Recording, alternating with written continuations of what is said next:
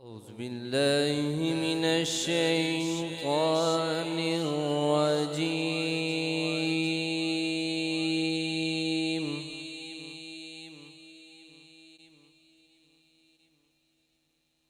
بسم الله الرحمن الرحيم.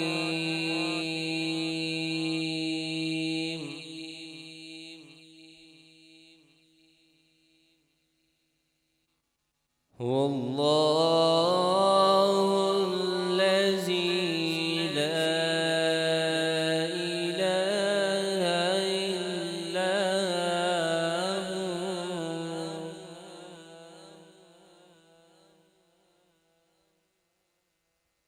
عالم الغيب والشهادة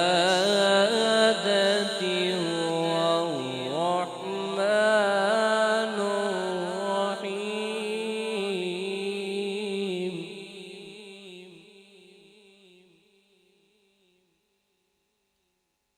هو الله الذي لا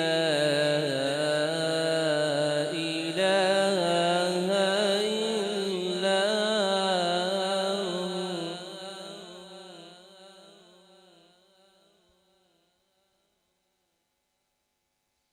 الملك القدوس السلام المؤمن المهيمن العزيز الجبار المتكبر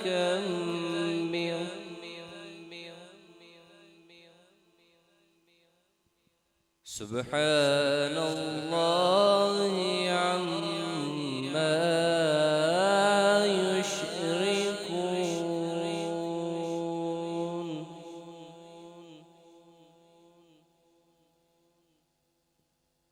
هو الله الخالق البارئ المصور له الأسماء الحسنى.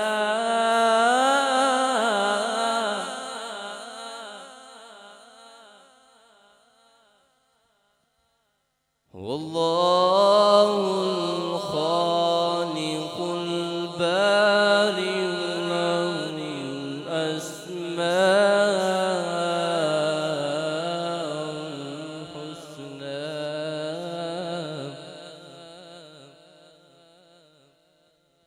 يسبح له ما في السماوات والأرض وهو العزيز الحكيم.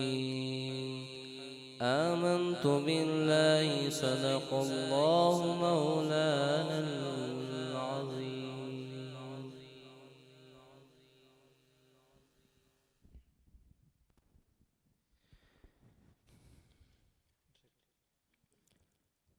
درود پاک صلی اللہ علیہ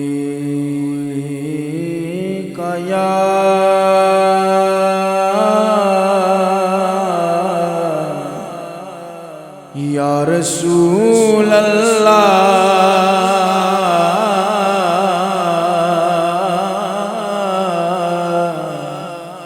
وسلم علیک یا حبیب اللہ صلی اللہ علیہ یا رسول اللہ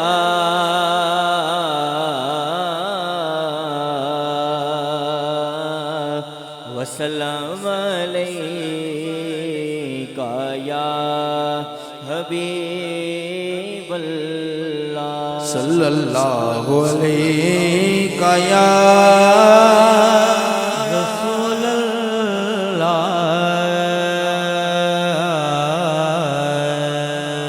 وسلم علیک یا حبیب اللہ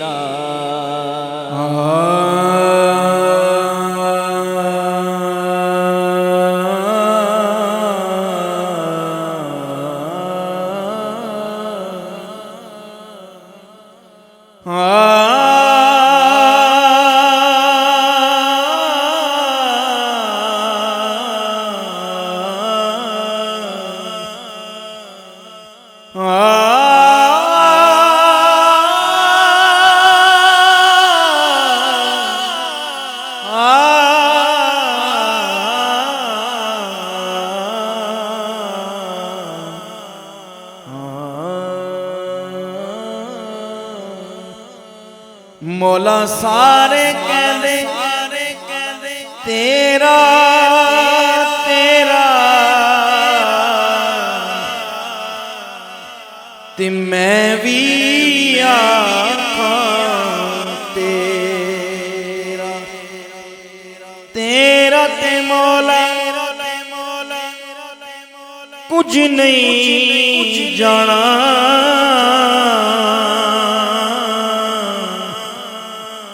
کدی تو ایک چھڑ میرا تیرا تے مولا کچھ نہیں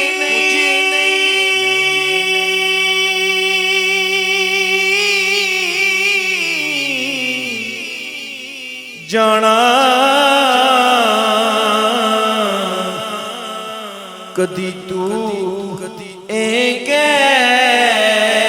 چھڑ میرا دور کب تک رہوں مدینے سے شرم آتی ہے اب تو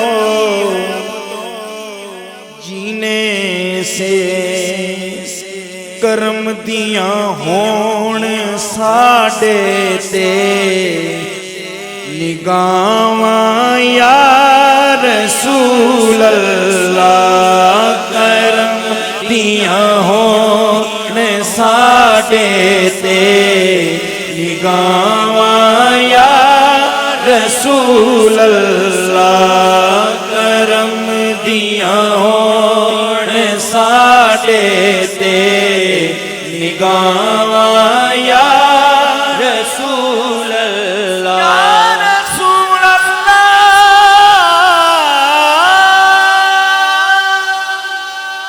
کرم دیاں ہون ساڈے تے نگاہاں یا رسول اللہ کرم دیاں ہون ساڈے تے نگاہاں یا رسول اللہ یہ آج اس کلام کا پیر صاحب الحمدللہ آپ کی دعاؤں سے یہیں سے آغاز کر رہا ہوں بالکل نیا کلام انشاءاللہ یہ ابھی چند دنوں بعد آئے گا آج اس کا یہاں سے آغاز کر رہا ہوں آپ سے دعا لیتے ہوئے کرم دیاں ہون ساڈے تے نگاہاں یا رسول اللہ کرم دیاں ہون ساڈے تے نگاہاں یا رسول اللہ کرم دیاں ہون ساڈے تے نگاہاں یا رسول اللہ اسی رو رو کے منگنے دعاواں یا رسول اللہ اسی رو رو کے منگنے دعاواں یا رسول اللہ اسی رو رو کے منگنے دعاواں یا رسول اللہ یا رسول اللہ اسی رو رو کے منگنے دعاواں یا رسول اللہ میرا دل بھی چاہندا ہے میں ویکھاں سونے روزے نو میرا دل بھی چاہندا ہے میں ویکھاں سونے روزے نو میرا دل بھی چاہندا ہے میں ویکھاں سونے روزے نو بلا لو مینوں وی در تے میں آواں یا رسول اللہ بلا لو مینو وی در تے میں آواں یا رسول اللہ بلا لو مینو وی در تے میں آواں یا رسول اللہ بلا لو مینو وی در تے میں آواں یا رسول اللہ بڑائی میں گناہگار اللہ بڑائی میں گناہگار عمل کوئی نہیں پلے بڑائی میں گناہگار عمل کوئی نہیں پلے مینوں محشر چ مل جاون مینوں محشر چ مل جاون پناواں یا رسول اللہ مینوں محشر چ مل جاون پناواں یا رسول بڑا اللہ خوبصورت شعر صاحب آپ سے دعا لیتے ہوئے علی و فاطمہ حسنین علی و فاطمہ زہرا ملے حسنین دا صدقہ علی و فاطمہ زہرا ملے حسنین دا صدقہ علی او فاطمہ زہرا ملے حسنین دا صدقہ اساں مسکینہ تے ہون عطاواں یا رسول اللہ اساں مسکینہ تے ہوون عطاواں یا رسول اللہ میری کلی بھی آ جاؤ پیر صاحب کے دل کی بات اور ہم سب کے دل کی بات کیا یا رسول اللہ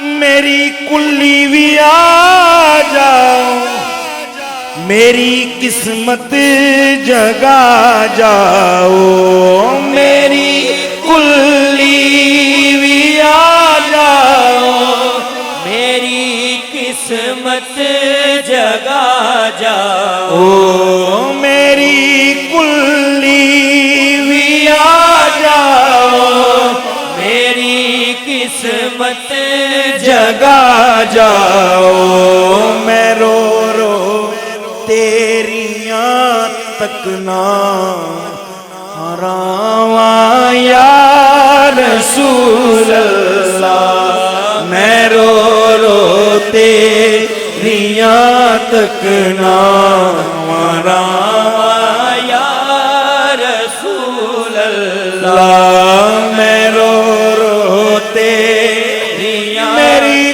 کلی بھی آ جاؤ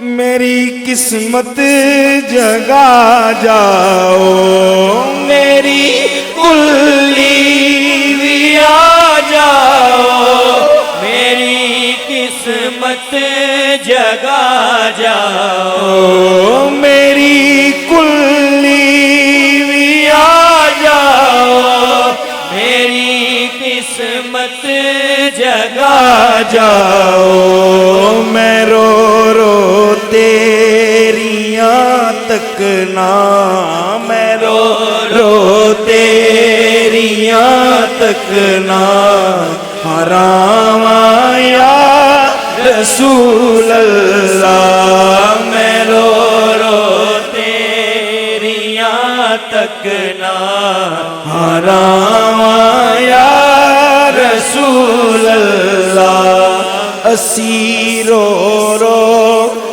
منگنے دعاواں یا رسول اللہ کرم دیاں ہون ساڈے تے نگاہاں یا رسول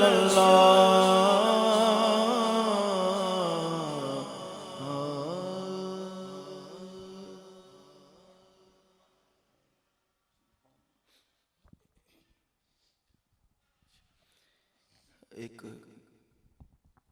بالکل نئی منقبت ہے، میں اس کی چند اشعار پڑھتا ہوں، یہ بھی انشاءاللہ بھی منظر عام پہ نہیں آئی، الشباز سون پہ ہی میں نے ایک دفعہ پہلے میلاد شریف میں پڑھی، اور آج قبلہ پیر صاحب کی موجودگی میں الحمدللہ پڑھوں گا اس کے چند اشعار اپنے وقت میں رہتے ہوئے۔ ایک دفعہ درود پاک سرکار کی بارگاہ میں سب پیش کر لیجیے۔ صلی اللہ علیہ یا رسول اللہ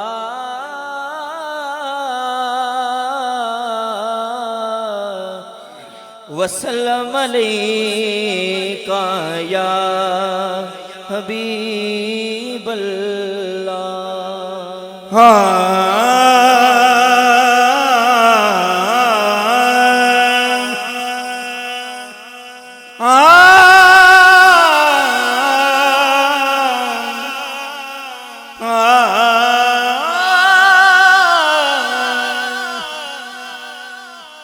میرے سلطان علی نعرہ حیدری، میرے سلطان علی اور علی کے بیٹے، میرے سلطان علی اور علی کے بیٹے، میرے سلطان علی اور علی کے بیٹے، میرے سلطان علی اور علی کے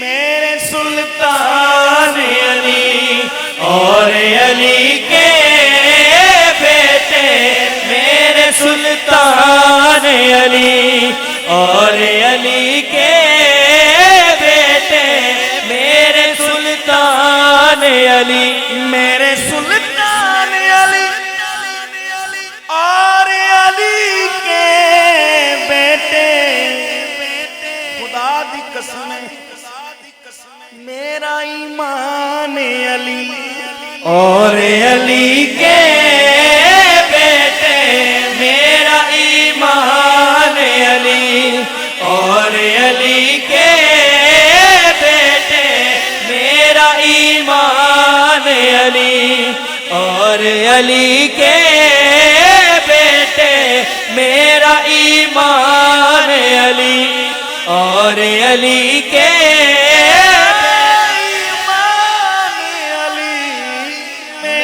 ایمان علی اور علی کے بیٹے، میرا ایمان علی اور علی کے۔ آپ کی بات میں میری بات، جو فرمان ہے سرکار دو عالم کا سب میں وہ پیش کر رہا ہوں۔ میرے آقا نے یہ فرمایا صحابہ سن لو، کیا سنیے گا، میرے آقا نے یہ فرمایا صحابہ سن لو، کیا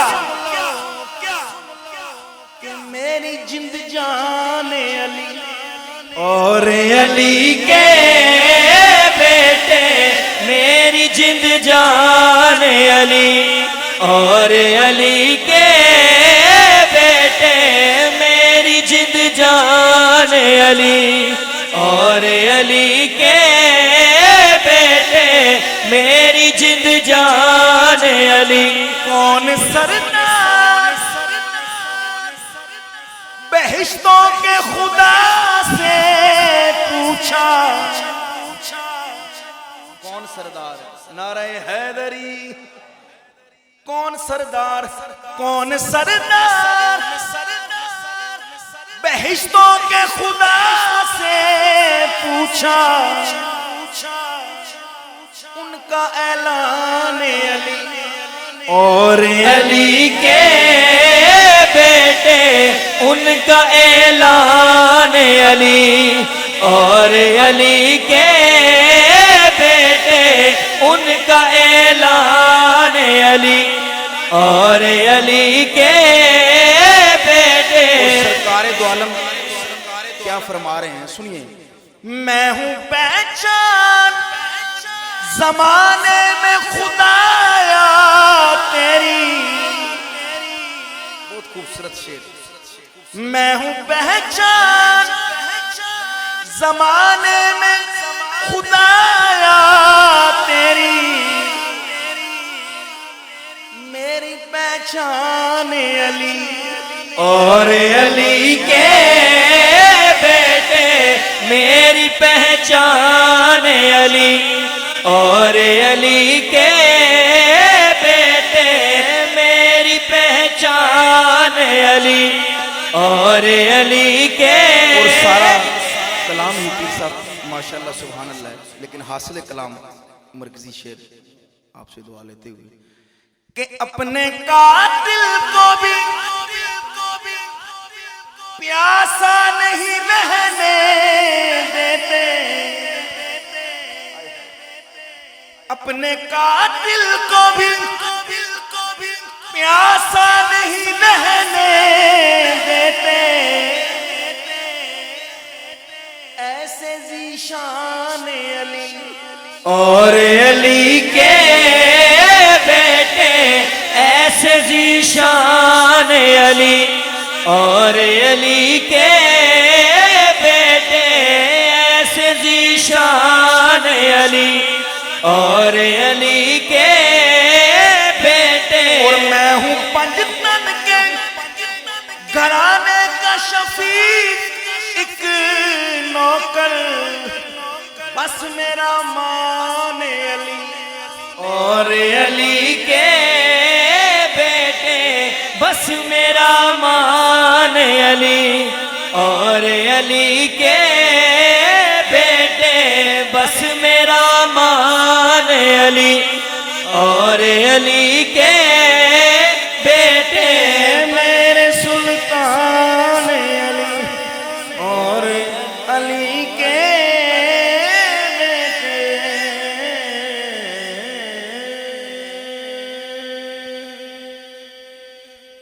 آخر میں میرا دل چاہ رہا ہے چند اشعار یہ بھی ریلیز نہیں ہوئی چونکہ قادریہ چشتیہ ماحول ہے بری سرکار کے میں نے چند اشعار ریکارڈ کروائے ہیں تو میں اس کی چند اشعار پیش کر کے پھر اجازت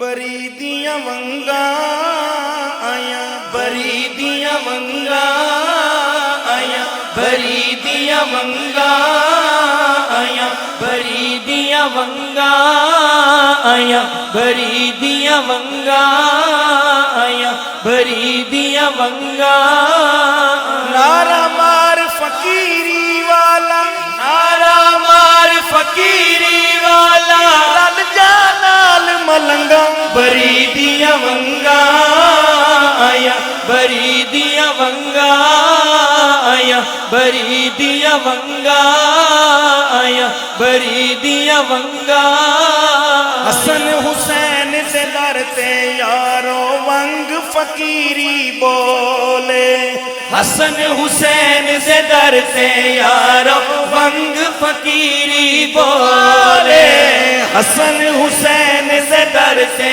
یارو ونگ فقیری بولے بے نصیباں دے او یارو بند دروازے کھولے بے نصیباں دے او یارو بند دروازے کھولے ونگ فقیری اولینا جی ونگ فقیری اولینا جیڑا عشق دی تصویر اولے بری دیا ونگا آیا بری دیا ونگا آیا بری دیا ونگا آیا بری دیا ونگا ویکھو لوگو دنیا اندر ونگ دے رنگ نرالے ویکھو لوگو دنیا اندر ونگ دے رنگ نرالے شاہ بری نے پانی ملیا چن شاہ اگ پہ ابالے شاہ بری نے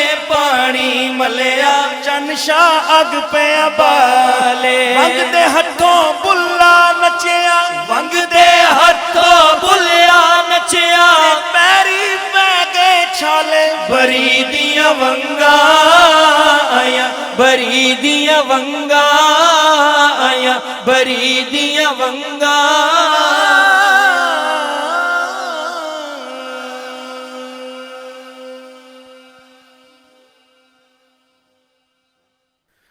نحمده ونصلي على رسوله الكريم اما بعد فاعوذ بالله من الشيطان الرجيم بسم الله الرحمن الرحيم ان الله وملائكته يصلون على النبي يا ايها الذين امنوا صلوا عليه وسلموا تسليما اللهم صل على سيدنا ومولانا محمد وعلى آل سيدنا ومولانا محمد وبارك وسلم الصلاة والسلام عليك يا سيدي يا رسول الله وعلى آلك وصحابك يا سيدي يا حبيب الله الصلاة والسلام عليك يا سيدي يا نبي الله وعلى آلك وأصحابك يا سيدي يا رحمة للعالمين سبحان الله وبحمده سبحان الله العظيم سبوح قدوس ربنا ورب الملائكة والروح الله أكبر الله أكبر لا الہ الا اللہ واللہ اکبر اللہ اکبر وللہ الحمد۔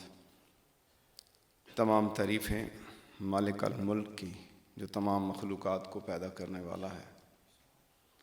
حمد و ثنا بیان کرتا ہوں اپنے پاک پروردگار کی جس نے آسمان کو بغیر ستون کھڑا کیا، اور حمد و ثنا بیان کرتا ہوں رحیم و کریم رب کی جو گناہ گاروں کے گناہوں کو معاف کرنے والا ہے۔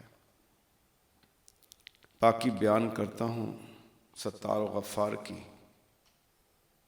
جس نے بندوں کی ہدایت کے لیے انبیاء و مرسلین کو مبعوث فرمایا، اور آخر میں اپنے پیارے محبوب نبی کریم رحمت للعالمین خاتم النبیین صلی اللہ تعالی وسلم کو مبعوث فرما کے نبوت کے دروازوں کو بند کر دیا۔ درود و سلام حضور صلی اللہ تعالی علیہ وسلم پر، آپ کی اہل بیت اطہار، آپ کے ازواج مطہرات اور آپ کے جانثار صحابہ رضوان اللہ تعالی اجمعین پر درود و سلام۔ اللہم صلی علی محمد وعلی آل محمد وبارک وسلم۔ اللہ تبارک و تعالی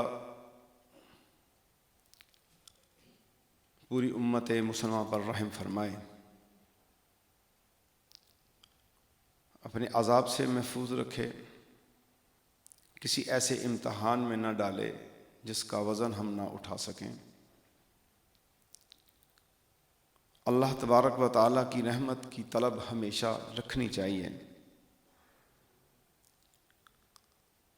جن بستیوں میں گناہ بڑھتے ہیں، جن آبادیوں میں گناہ بڑھتے ہیں، جن گھروں میں گناہ بڑھتے ہیں، جہاں ظلم ڈیرا جما لے،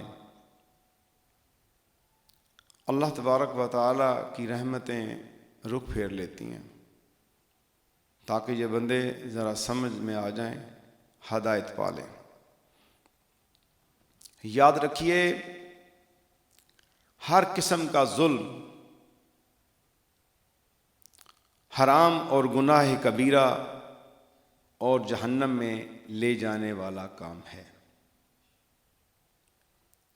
اس لفظ کو ذہن میں رکھنا ہے، ہر قسم کا ظلم حرام و گناہ کبیرہ اور جہنم میں لے جانے والا ہے۔ تو ظلم کے متعلق قرآن مجید فرقان حمید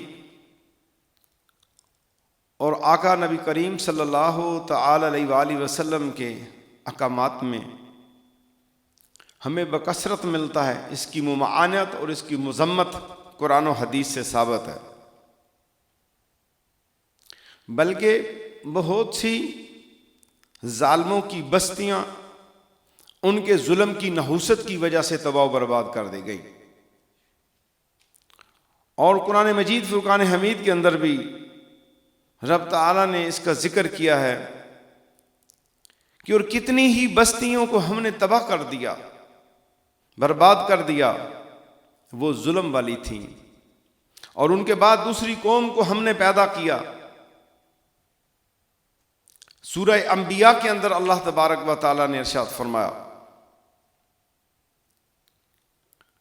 اور سورہ حج کا مفہوم، سورہ حج کی ایک آیت کریمہ کا مفہوم جس میں رب تعالیٰ فرماتا ہے کتنی ہی بستیاں ہم نے ان کو ڈھیل دی اس حال میں کہ وہ ظالم تھیں، اور پھر میں نے ان کو اپنی پکڑ میں لے لیا. بے شک میری ہی طرف پلٹ کر آنا ہے.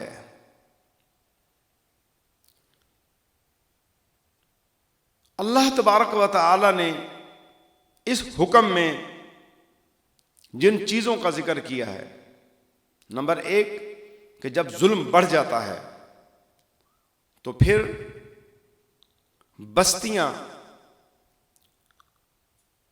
اور یہ ظلم بستیوں میں ہوتا ہے، یاد رکھیے جنگلوں میں نہیں ہوتا. مال جو چھینا جاتا ہے وہ بستیوں میں، آبادیوں میں یہ کام ہوتا ہے. زنا اور بدکاری آبادیوں میں ہوتی ہے. سود اور رشوت جو ہے یہ آبادیوں میں ہوتے ہیں. اور دوسروں کے حقوق تلف، قتل و غارت یہ آبادیوں میں ہوتی ہے، جنگلوں میں نہیں. اس لیے یہاں پر جو ہے آبادیوں کا ذکر کیا ہے، بستیوں کا اللہ تبارک و تعالی جل شانہ نے ذکر کیا ہے کہ اے بستیوں میں رہنے والو، اے شہروں اور محلوں میں رہنے والو، اے ملکوں میں رہنے والو، تمہارے اوپر رب کی نگاہیں ہیں. اگر تم ظلم سے باز آ جاؤ تو بہتر. اور پھر اللہ تبارک و تعالی ارشاد فرماتا ہے کہ میں ڈھیل بھی دیتا ہوں انہیں تاکہ یہ رائے مستقیم کی طرف آ جائیں. اور اگر وہ پلٹ آئیں تو پھر ان کے لیے بہتری، اگر وہ نہ پلٹیں تو پھر ان کی پکڑ کر لی جاتی ہے. اور یاد رکھو سب نے میری طرف لوٹ کے آنا ہے، ہر چیز نے مالک کی طرف جانا ہے، یہ عارضی اور فانی. تو ان آیات بینات کے اندر قرآن مجید جس چیز کا اعلان کر رہا ہے کہ ظلم کرنے والوں کے لیے دنیا میں ہلاکت و بربادی اور آخرت بھی ان کی تباہ اور دردناک. دنیا تو وقتی ہے کہ آپ کسی کا مال چھین کے دنیا کو روشن و منور کر لیں گے، وقتی طور پہ سرمایہ دار تو بن جائیں گے، وقتی طور پہ آپ کا نام تو بن جائے گا. لیکن اللہ تبارک و تعالی نے واضح کہہ دیا ان الظالمین لہم عذاب علیم، بے شک ظالموں کے لیے دردناک عذاب ہے جو مستقل زندگی آنے والی ہے، جو اس کے بعد آنے والی زندگی ہے اس کے لیے ایک دردناک عذاب ہے. اور اللہ تبارک و تعالی واضح ارشاد فرما رہا ہے اور خبردار کر رہا ہے الا ان الظالمین فی عذاب مقیم. الا کا صیغہ یہاں پر استعمال ہوا ہے، خبردار بے شک ظالم لوگ ہمیشہ کے عذاب میں ہیں، وہ پرسکون نہیں ہو سکتے. یاد رکھیے دنیا کے اندر آپ ظلم کے ذریعے دولت اکٹھی کر لیں، مال اکٹھا کر لیں، لیکن اللہ نے فرمایا ہے کہ ظالم ہمیشہ عذاب کے اندر ہوگا، سکون قلب اس کو نہیں ملے گا، اور اس کے جسم کو راحت نہیں ملے گی، اس کے دل کو چین نہیں ملے گا، کیونکہ اس نے ظلم کے ذریعے مال اکٹھا کیا، اس نے ظلم اور طاقت کے ذریعے جو ہے اپنا کام بنایا. اور طاقت، حقیقی طاقت اللہ کی ہے جس نے قائم رہنا ہے، اور ہم سب نے اسی کی طرف لوٹ کے جانا ہے. اور اسی حوالہ سے میرے آقا علیہ الصلوۃ والسلام کی ایک حدیث مبارک ہے جسے حضرت ابو موسیٰ اشعری رضی اللہ تعالی عنہ فرماتے ہیں، مشکات شریف جلد نمبر 2 صفحہ نمبر 434 اور بخاری و مسلم شریف کے اندر بھی یہ حدیث روشن و منور ہے کہ جہاں پہ میرے آقا علیہ الصلوۃ والسلام کا ارشاد ہے کہ بے شک اللہ تعالی جل شانہ ظالم کو مہلت دیتا ہے. یہاں تک کہ جب اس کو اپنی پکڑ میں لے لیتا ہے تو پھر اس کو چھٹکارا نہیں ہوتا. اور پھر حضور صلی اللہ علیہ وسلم نے قرآن کی اس آیت کے متعلق ارشاد فرمایا وَقَذَلِكَ أَخَذَ رَبِّكَ إِذَا أَخَذَ الْقُرَىٰ وَهِيَ ظَالِمَةٌ. یعنی اللہ تعالیٰ کی پکڑ ایسی ہی ہے جب وہ ظالموں کو اپنی گرفت میں لے لیتا ہے.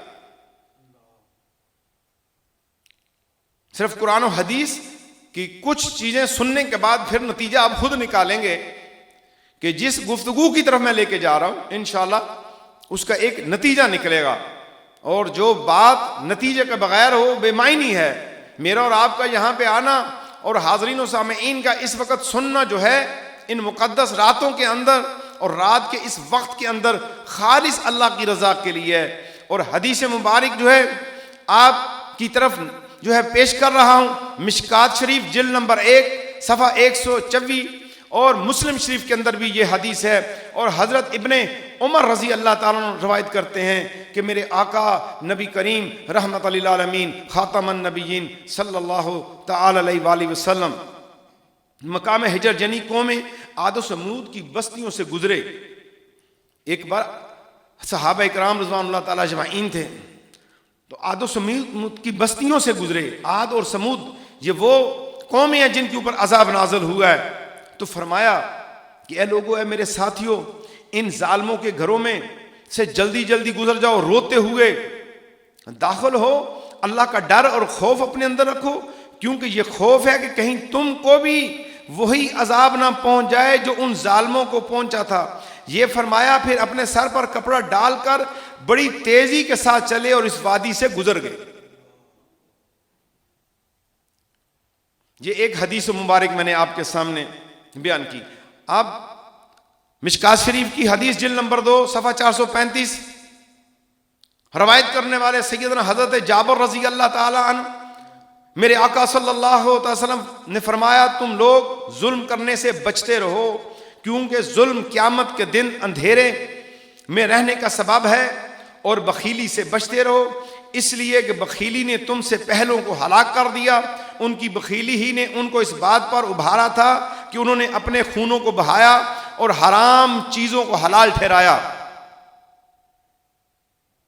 میرے آقا علیہ الصلوۃ والسلام کی حدیث مبارک مشکات شریف جلد نمبر 2 صفحہ نمبر 436 روایت کرنے والے امیر المومنین امام المتقین علی المرتضیٰ کرم اللہ تعالی وجہ الکریم کہ رسول اللہ صلی اللہ تعالی وسلم نے فرمایا تم اپنے آپ کو مظلوم کی بد دعا سے بچاؤ اس لیے کہ وہ اللہ تعالیٰ سے اپنے حق کا سوال کرے گا اور اللہ تعالیٰ کسی حق والے کو حق کو روکتا نہیں ہے.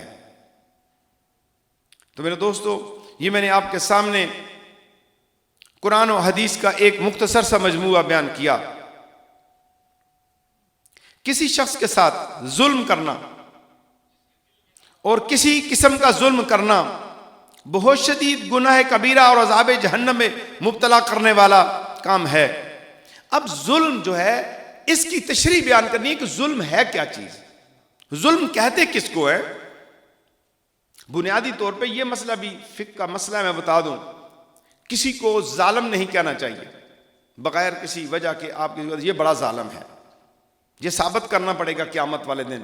2-3 الفاظ ایسے ہیں جس میں جو ہے آپ احتیاط کیا کریں, جیسے ایک دم کسی کے اوپر لعنت بھیج دینی کہ یہ بڑا لعنتی ہے, بالکل ایسا کام کیا ہے تو توبہ کریں.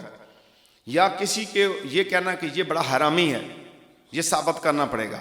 اسی طرح کسی کو ظالم کہنا جب تک آپ پر اس کا ظلم آشکارا نہیں ہو جاتا,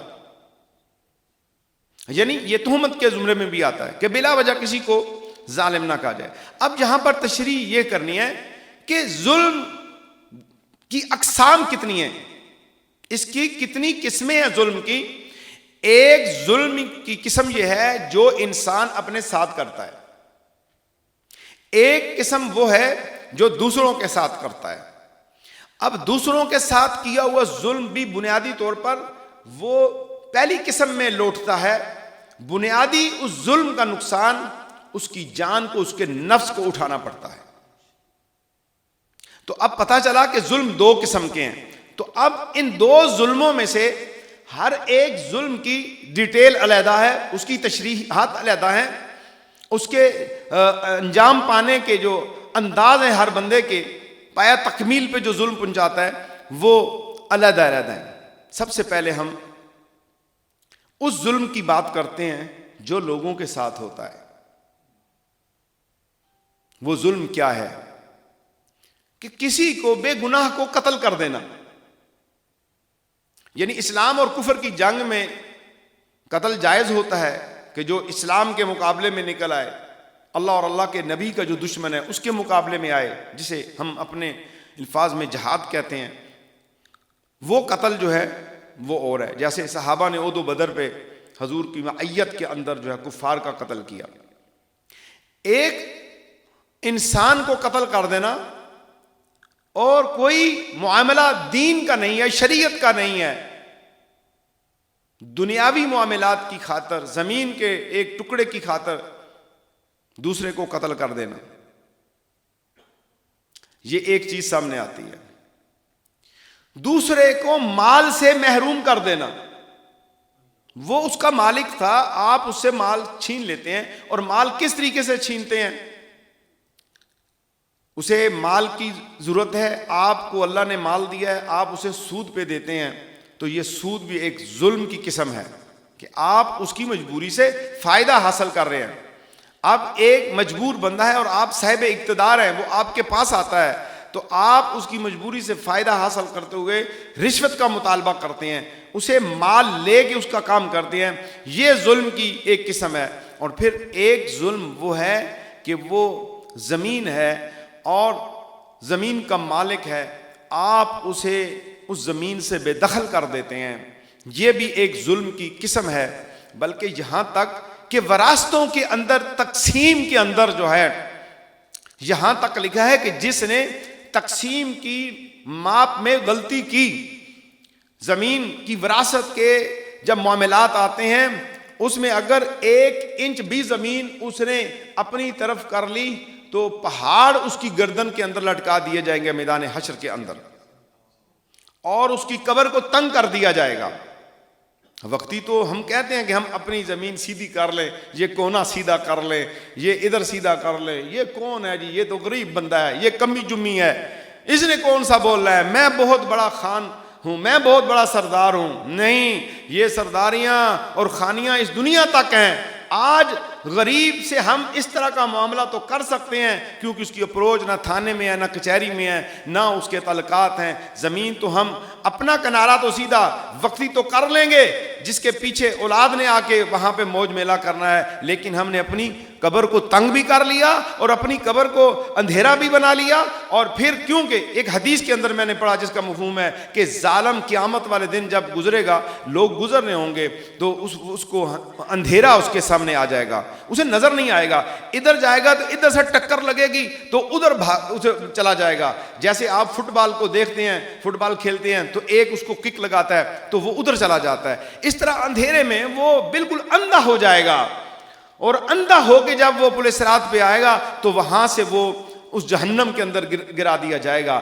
1 انچ زمین کا جو ہے نا یہ مسئلہ ہے۔ فتاوی رضویہ شریف کو کھولیے اور وہاں پہ وراثت کے مضمون کو پڑھیے، رد المختار کو کھولیے، در مختار کو کھولیے، اور فتاوی اسلامیہ کو کھولیے، اور عارف العلوم کو کھولیے۔ 1 انچ زمین جو ہے یہ ہمارے گردن کے اندر بہت بڑا پہاڑ اور ہماری قبر کو اندھیرا اور قیامت والے دن ہمیں اندھا بنا دے گی۔ لیکن آج اس ظلم سے ہم باز نہیں آ رہے، ہم تو سر عام یہ ظلم کرتے ہیں، ہم تو زمینیں چھین کے، مال چھین کے۔ یاد رکھیے ظلم کا مال جو ہے وہ نہ مسجد پہ لگتا ہے نہ مدرسے پہ لگتا ہے۔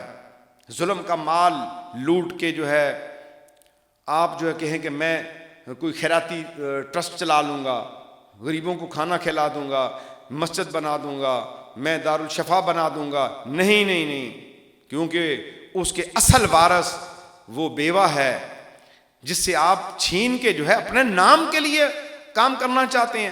نہیں نہیں، یہ کام بالکل ممنوع ہے۔ میرے روحانی دینی بھائیوں، اپنی زندگی بچائیں. میں آپ کی خیر خواہی کے اندر یہ پیغام آپ تک پہنچا رہا ہوں. میرے آقا علیہ الصلوۃ والسلام نے فرمایا ہے کہ تم مظلوم کی بد دعا سے بچو، کیونکہ اللہ اور مظلوم کی دعا کے درمیان کوئی پردہ نہیں ہے، کوئی رکاوٹ نہیں ہے. تو ہم نے اپنے آپ کو اس ظلم سے بچانا ہے. ایک ظلم تو یہ ہے کہ آپ اس کے مال سے اس کو محروم کر دیں. ظلم انسانی کی جو ہے اقسام میں سے ایک قسم یہ ہے کہ آپ کسی پر تہمت لگا دیں. اس نے گناہ نہیں کیا، اس نے جرم نہیں کیا، آپ اپنی دشمنی کا بدلہ لینے کے لیے اس پہ تہمت لگا دیتے ہیں. یہ بھی ظلم کی بڑی اقسام میں سے ہے. آپ اس پہ جھوٹ باندھتے ہیں، تہمت لگاتے ہیں، معاشرے میں اسے رسوا کر دیتے ہیں، تو یہ ظلم ہے. اور ایک بڑے ظلم کی، معاشرتی ظلم کی جو ہے نشاندہی کرتا چلوں، معاشرتی جرم جسے عام بندہ بالکل نہیں سمجھتا. میں اس وقت آپ کو بتاؤں کہ اس عمر تک پہنچتے ہوئے میں نے یہ دیکھا ہے، اور یہ میرا تجربہ ہے، اور میں یہ دیکھ رہا ہوں، اس وقت بھی دیکھ رہا ہوں. بہت سے لوگ جو ہیں ان کی دوستیاں جو ہیں وہ باہر دوستوں کے ساتھ ہیں، اور بہت سے لوگ جو ہے باہر کے لوگوں کے ساتھ تعلقات رکھتے ہیں، اور فیس بک پہ دوستیاں بنا لیتے ہیں، فیس بک پہ ایک دوسرے کے لیے بڑے اچھے کلمات لکھ دیتے ہیں. لیکن وہ ان کے گھر کے اندر بزرگوں میں سے دادا اور دادی چارپائی پہ پڑے ہیں، ان کے پاس سے گزر جاتے ہیں، انہیں سلام تک نہیں کرتے. ان کی پھوپھیاں اس بات کے لیے پریشان ہوتی ہیں کہ کب میرے بھتیجے اور بھتیجیاں مجھے ملنے آئیں گے. ان کی خالائیں اس انتظار میں ہوتی ہیں کہ کب میرے بھانجے اور بھانجیاں مجھے ملنے کے لیے آئیں گے. ان کے چچا اور تایا انتظار میں ہوتے ہیں کہ کب میرے بھتیجے مجھے آ کے سلام کریں گے. لیکن ہم تو دوستوں میں ہیں، ہم تو جو ہے نا اپنی ریٹنگ میں لگے ہوئے ہیں، اور ہم تو نمبرنگ میں لگے ہوئے ہیں کہ میرے فیس بک پہ اتنے فرینڈ ہو گئے ہیں، میرے اتنے فالوور ہو گئے ہیں، میرے اتنے سبسکرائبر ہو گئے ہیں، مجھے اتنی دنیا جاننے لگ پڑی ہے. کبھی دیکھا کہ جس گھر کے اندر 4 یا 5 بندے رہتے ہو، 4 اور 5 نے ظلم کا بازار گرم کیا ہوا ہے. بیٹا باپ کو ٹائم نہیں دیتا. وہ چاہتا ہے، ہر باپ کی یہ تمنا ہوتی ہے کہ اس کا بیٹا اس کے ساتھ کھڑا ہو جائے، اس سے بات چیت کرے. ایک بزرگ تڑپتے ہوئے فوت ہو گئے، مجھے ایک دفعہ ملے. وہ کہتے ہیں کہ میری حسرت ہوتی ہے حضرت، میری حسرت ہوتی ہے کہ کبھی کوئی بیٹا میرے پاس بیٹھ کے 2 یا 4 منٹ میری جو ہے دل آزاری کر لے، اور میری دلداری کر لے، اور میرے پوچھ لے، لیکن میرے دروازے کے سامنے سے گزر جاتے ہیں، مجھے نظر آتے ہیں، میرے پاس صرف آنسو بہانے کے علاوہ کچھ نہیں ہوتا. میں نے ان بچوں کے لیے بڑی زمینیں اور جائیدادیں بنائی، میں نے ان کے لیے بڑے کاروبار بنائے. آج میں مفلوج ہو گیا ہوں، فالج مجھ میں پڑ گیا ہے، مجھے پوچھتے نہیں ہیں. میں کئی بار جو ہے بیت الخلاء کے اندر گرا ہوں، اور انہوں نے اپنی قمیض اٹھائی دکھایا، کہتے ہیں کہ یہ دیکھیں مجھے زخم لگ گیا، یہ دیکھیں میرے سر پہ چوٹ لگی ہے. مجھے پکڑ کے بیت الخلاء تک نہیں لے جا سکتے. اتنا بڑا ظلم زمین پہ کیا ہوگا جس بیٹے کو انگل سے پکڑ کے باپ نے جوان کیا، اور وہ وہاں سے نخرے سے گزر جاتا ہے کاٹن کے کپڑوں میں، اور اپنے باپ کو بیت الخلاء کے اندر لے کے نہیں جاتا. وہ ماں جو بچے کا دن میں 10 بار پیشاب دھوتی ہے اور وہ بیمار ہے، اور بیٹی اس کو بیت الخلاء میں لے کے نہیں جاتی، اگر لے کے بھی جاتی ہے تو اپنے کپڑوں سے ناک کو بند کرتی ہے. کبھی بھی ہماری ماں نے ہمیں صفائی کرتے ہوئے ناک اپنی بند نہیں کی، بلکہ محبت کے ساتھ ہمارا دھویا بھی، اور پھر خشک بھی کیا، اور پھر چہرے پہ بھوسا بھی دیا. ظلم کو معاشرے میں روکنا ہے تاکہ معاشرہ آگے جائے، معاشرہ ترقی کرے.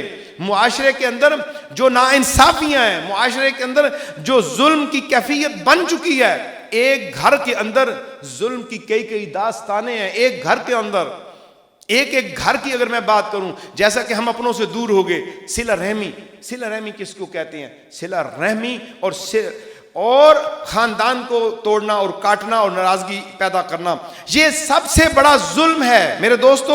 یہ سب سے بڑا ظلم ہے، یہ یاد رکھیے گا. یہ اتنا بڑا ظلم ہے کہ اس کے متعلق میرے آقا صلی اللہ علیہ وسلم نے ارشاد فرما دیا ہے کہ جو اپنی رشتہ داریوں کو قطع کرے گا، اس کا میری جماعت کے ساتھ کوئی تعلق نہیں. اب آپ اندازہ لگا لیں جس کے متعلق میرے آقا نبی کریم صلی اللہ تعالی وسلم ارشاد فرما رہے ہیں کہ جو رشتہ داریوں منقطع کاٹ دے گا انصاف سے فیصلہ کرو. اے سننے والو، آج ہم کس سطح پہ کھڑے ہیں؟ چھوٹی سی رنجش اس بنیاد کے اوپر ہم دوسرے کو ذلیل کر دیتے ہیں. برادری کے 100 200 گھر، 40 گھر، 50 گھر رشتہ دار ہوتے ہیں، کوئی خالہ زاد، کوئی پھپھی زاد، کوئی ماموں زاد، کوئی فلانا. ان 4 یا 40 یا 50 کی لسٹ آپ بناتے ہو جب بھی کوئی آپ کی شادی یا غمی آتی ہے. میں نیچرل بات کر رہا ہوں، میں اس معاشرے کی بات کر رہا ہوں، اس معاشرے کی بات کر رہا ہوں. دوستو، جب آپ فہرست بناتے ہیں، ہوتا ہے نا اس طرح، جب شادیاں آتی ہیں، جب غمی کا کوئی 40واں جمعرات یا سالانہ، بھئی یہ لسٹ بناؤ، ان بندوں کو بلاؤ. جب آپ لسٹ بناتے ہیں اور ان میں سے اپنے رشتہ داروں میں سے 50 کو بلانا ہے، ایک کو آپ کاٹ دیتے ہو، اس کو نہیں بلانا. اب اس ایک کو آپ نے کاٹا تو 49 کی نظروں میں آپ نے اس بندے کو گرا دیا. اس سے بڑا ظلم کیا ہوگا؟ میں حقیقت کی طرف نشاندہی کر رہا ہوں. عبادت، روزہ، حج، زکوٰۃ اپنی جگہ پہ بہت ایسی عبادتیں ہیں، لیکن اس عبادت کی طرف میں آپ کو لے کے جانا چاہتا ہوں جس عبادت کے متعلق میرے آقا نبی کریم صلی اللہ علیہ وسلم نے بیت اللہ کی طرف اشارہ کر کے کہا تھا کہ اے بیت اللہ، تیری عظمت اور شان بہت بلند و بالا ہے، لیکن تجھ سے زیادہ مومن کی حرمت ہے. تیرے سے زیادہ مومن کی حرمت ہے. لیکن ہم تو اس سے بہت دور ہو گئے ہیں. ہم تو اپنے خونی رشتوں سے دور ہو گئے ہیں. ہم اپنے ماں باپ سے دور ہو گئے ہیں. ہم اپنے بہن بھائیوں سے دور ہو گئے ہیں. ہاں، ماں باپ جب تک زندہ ہوتے ہیں پھر بھی یہ آپس میں ملتے ہیں، لیکن ان کا سایہ اٹھتا جائے تو ان گھروں میں بہنوں کے دروازے بند ہو جاتے ہیں. خدارا اپنے گھروں کے دروازے بہنوں پہ بند نہ کرنا، اس سے بڑا ظلم نہیں ہوگا. جہالت کا زمانہ تھا، جو اپنی بیٹیوں اور بہنوں سے منہ موڑ لیتے تھے. جب میرے آقا نور اسلام لے کے آئے اور نور قرآن لے کے آئے تو آپ نے تمام پرانی رسموں کو ختم کر دیا. اور انہی ظلموں میں سے ایک ظلم یہ ہے کہ آپ بڑے آرام سے بہن کے پاس جاتے ہیں اور اس کی بڑی قدر کرتے ہیں، بڑی عزت کرتے ہیں، اور وہ اتنی خوش ہو جاتی ہے، وہ آپ کے لیے بستر بچھاتی ہے، وہ آپ کے لیے تکیہ رکھتی ہے، آپ کے لیے چائے بناتی ہے، آپ کے لیے بسکٹ رکھتی ہے. میرا بھائی آ گیا، میرا بھائی آ گیا. اور جب وہ ساری خدمت کر لیتی ہے تو بھائی کہتا ہے کہ بہن یہ ایک کاغذ ہے، اس پہ سائن کر دو. بھائی کیا چیز ہے؟ یہ ہے کہ میری زمین کا مسئلہ ہے، وراثت میں آپ کا بھی ہے، آپ یہ مجھے منتقل کر دو اور تاکہ میرا معاملہ سیدھا ہو جائے. سنو، جس باپ کا بیٹا وہ لڑکا ہے، وہ الف بے جیم دال ہے، اور اسی کی بیٹی بھی وہ بیٹی ہے، اسی باپ کی وہ بیٹی ہے جس کے سامنے آج تک کبھی کسی بہن نے بھی بھائی کو سٹامپ دیا کہ بھائی یہ مجھے زمین لکھ دو، میری ضرورت ہے. یقین جانیے بہنیں مر جائیں گی لیکن سٹامپ آپ سے نہیں لکھوائیں گی. لیکن معاشرے میں اس رسم کو ختم کرنا ہوگا. بہت بڑا ظلم ہے جو اپنی بیٹیوں اور بہنوں کو وراثت سے بے دخل کر دیتے ہیں. اس سے بڑا ظلم اور کیا ہوگا؟ اور ظالم کے متعلق قرآن کے اندر واضح ارشاد موجود ہے کہ ظالم جو ہے اور ظلم کے انداز الگ الگ ہیں. بڑے محبت سے بھی کام کرتے ہیں اور محبتیں اپنی ظاہر کر کے جو ہے زمینیں اپنے نام کرا لیتے ہیں. اس سے بڑا ظلم کیا ہوگا؟ تو پھر کیا کریں گے؟ ہم کدھر جائیں گے؟ ہم کہاں پہ جائیں گے؟ میرے سامنے قرآن و حدیث موجود ہے، قرآن و حدیث سے ہٹ کے میری بات ہی نہیں ہے. لیکن ہم نے یہ سوچا کہ ہم کر کیا رہے ہیں، اور ہم گناہ کی طرف جا رہے ہیں. تو ان ظلموں سے اپنے آپ کو بچانا ہوگا. ان کو ایک ہی میں نام دیتا ہوں، معاشرتی جرائم. معاشرتی جرائم جو ہے، ایک ہوتے ہیں اخلاقی جرائم اور ایک ہوتے ہیں معاشرتی جرائم. معاشرہ جو ہے جس میں کرائم بڑھ جاتا ہے تو پھر جو ہے پھر کیا ہوگا؟ یاد رکھ لو، انسان کے لیے جو دنیا کا دستور ہے اس وقت اس مجلس میں وکیل صاحب بھی بیٹھے ہیں, قانون دان بھی بیٹھے ہوئے ہیں, کہ بندے کے لیے سب سے بڑی چیز جو ہوتی ہے اس کی وٹنس جو ہوتی ہے وہ کیا ہوتا ہے؟ کرائم سین کے ایویڈنس. اور یہ قابل ادخال شہادت ہوتے ہیں یہ دنیا کی عدالتوں کے اندر. CRPC کو پڑھیں, PPC کو پڑھیں, قانون شہادت کو پڑھیں, ایویڈنس رولز کو پڑھیں. کرائم سین کا جو ایویڈنس ہے اسے کوئی چیلنج نہیں کر سکتا. یہ دنیا کی عدالتوں کا قانون ہے. تو سنو, میرے رب کی جو عدالت ہوگی میدان حشر میں, یہ ایویڈنس جو ہوتے ہیں یہ مادی شہادتوں پہ ہوتے ہیں, مادی شہادتوں کے اوپر انہیں ریجیکٹ کیا بھی جا سکتا ہے, لیکن ایویڈنس جو موقع کی ہے کہ اس بندے نے دیکھ لیا اس کو قتل کرتے ہوئے, ان دو بندوں نے دیکھ لیا اس کو چوری کرتے ہوئے, اس نے قتل کیا تھا, یہ گولیاں اور خول یہاں سے مل گئے, اور یہ خون جو ہے لیبارٹری میں گیا اور اسی بندے کا جو ہے DNA ثابت ہوتا ہے یہ اسی کا خون ہوا ہے, اسی کا مرڈر ہوا ہے. یہ بال جو اٹھائے ہیں ان کا آپس میں میچنگ کی ہے, DNA مل گیا, یہ اسی کے بال ہیں, یہ کپڑے بھی اسی کے ہیں. یہ ایویڈنس ہیں, یہ کرائم سین کے ایویڈنس ہیں جو عدالت میں جائیں تو بندے کو سزا ہو جاتی ہے. لیکن سنیے, میرا رب ان چیزوں کا محتاج نہیں ہے کہ یہ کوئی ایویڈنس وہاں پہ آئے گا میدان حشر میں یہ کہے گا کہ اس نے ایسا کیا. میرا رب تو براہ راست دیکھ رہا ہے, اس کے سامنے کوئی پردے نہیں ہیں. یہی توحید کی ایک لذت کا مزہ دیتا جاؤں. میرا رب ہر جگہ پر موجود ہے. میرا رب زمین کی تہوں کے اندر اور ان زمینوں کے نیچے جو عالمین ہیں, کسی نے 18,000 عالمین کا جو تصرف کیا اور اللہ نے انہیں عنایات دی تو اولیاء نے 18,000 عالمین کا کہا, اور کسی کی دسترس 70,000 عالمین کے اوپر کہی تو پھر اسے 70,000 عالمین کی دسترس دے دی گئی. اللہ نے جو ہمیں حمد سکھائی ہے جسے ہم نماز میں پڑھتے ہیں, الحمدللہ رب العالمین, تعریف اس رب کی ہے جو عالمین کا رب ہے. میرے شیخ فرماتے ہیں تمہیں پتہ ہے عالمین کتنے ہیں؟ 1 کروڑ سے بھی زیادہ عالمین ہیں, اور کوئی شخص بھی رب کے عالموں تک رسائی حاصل نہیں کر سکتا. یہ اللہ جانتا ہے یا اللہ کا نبی جانتا ہے. اتنے عالم جو ہیں جن کے اوپر رب کی خدائی اور رب کی بادشاہی, جو اپنی بادشاہی کا تذکرہ قرآن میں کرتا ہے, قل اللہم مالک الملک. تو ہم ظلم کریں اور اس کی بادشاہی میں ہم دندناتے پھریں بچ جائیں گے؟ نہیں نہیں میرے دوستوں, نہیں بچ سکتے. یہ ہو ہی نہیں سکتا. قیامت والے دن ہاتھ گواہی دے گا. یہ ہاتھ یہ بیگانے ہو جائیں گے, یہ آنکھیں یہ بیگانی ہو جائیں گی, یہ زبان بیگانی ہو جائے گی, یہ پاؤں یہ بیگانے ہو جائیں گے, یہ ساتھ نہیں دیں گے. جن کو راحت دینے کے لیے, اس جسم کو راحت دینے کے لیے لوگوں کا مار لوٹ کے بہترین گھر بنا کے, بڑے بہترین بچھونے بنا کے, ایئر کنڈیشن لگا کے, نرم نرم بستروں پہ اس کو جا کے سلا دیتے ہیں, بالکل یہ جسم جو ہے مخالف ہو جائے گا. اب میں اپنے نمبر 1 والی بات پہ آتا ہوں.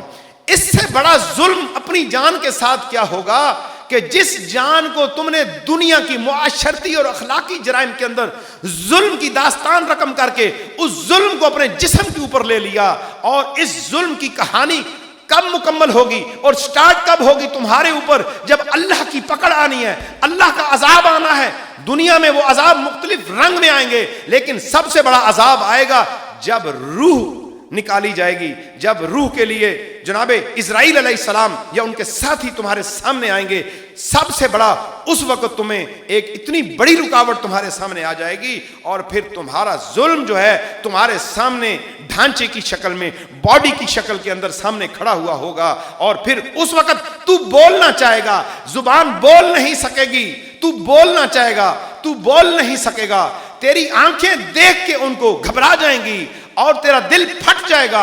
اور مولا علی فرماتے ہیں کہ جب روح پرواز کرتی ہے، جب جان نکالی جاتی ہے، 1000 تلواروں کے زخم جو جسم کو لگتے ہیں اس کی سے بھی زیادہ تکلیف اس بندے کو محسوس ہوتی ہے۔ یہ پہلی ظلم کی داستان اور تمہارے ظلم کی کہانی کی پہلی سزا جو ہوگی دنیا کے بعد مقام برزخ میں جاتے وقت ہوگی۔ پھر اس کی ڈیٹیلز میں قرآن و حدیث کی ڈیٹیل میں جاؤں گا، بہت زیادہ آگے نکل جاؤں گا۔ میں نے بالکل چند منٹ میں اپنی بات کا خلاصہ میں نے بیان کرنا ہے اور ختم کرنا ہے۔ نوجوانوں دعوت دے رہا ہوں، اور دیکھو رب ہر جگہ پہ ہے۔ یہ کبھی بھی خیال نہ کرنا کہ تنہائی میں کمرے میں بند میں جو مرضی کر لوں، نہیں، اللہ کی پکڑ سے کوئی بھی جو ہے اور اللہ کی نظر سے کوئی بھی دور نہیں۔ خواہ وہ عالم ہے، خواہ وہ پیر ہے، وہ سجادہ نشین ہے، وہ جو بھی ہے، امیر ہے یا غریب ہے، بادشاہ ہے یا سپاہی ہے، مزدور ہے یا کسان ہے، ہر ایک رب کی نظر کے اندر ہے۔ اس کا ظلم بھی رب کی نظر کے سامنے ہے اور اس کی نیکی بھی رب کے سامنے ہے۔ اور قیامت والے دن فَمَن يَعْمَلْ مِثْقَالَ ذَرَّةٍ خَيْرًا يَرَهُ وَمَن يَعْمَلْ مِثْقَالَ ذَرَّةٍ شَرًّا يَرَهُ۔ رائی کے دانے کے برابر نیکی بھی تیرے سامنے ہوگی اور رائی کے دانے کے برابر بدی بھی تیرے سامنے ہوگی۔ نہیں بچ سکیں گے قیامت والے دن۔ بھلا جو ہے وہ کریں۔ تو ہم جو ہے گناہ کرتے ہوئے تنہائی میں ہمیں دیکھ کوئی نہیں رہا، بھائی یہ خیال ختم کر دو، یہ خیال ختم کر دو، یہ توحید والا خیال نہیں ہے۔ لا الہ الا اللہ جب پڑھ لیا، محمد رسول اللہ کا اقرار کر لیا، تو پھر یہ خیال کرو کہ رب جو ہے مجھے دیکھ بھی رہا ہے، اور میں نے ابھی جو کچھ کہنا ہے اس کے بارے میں بھی رب جانتا ہے۔ میں سالکین کو ایک ذکر کرواتا ہوں، سلسلہ قادریہ کے 14 اذکار میں سے یہ 12واں ذکر ہے، 14 ذکر ہیں، سیکھا کریں۔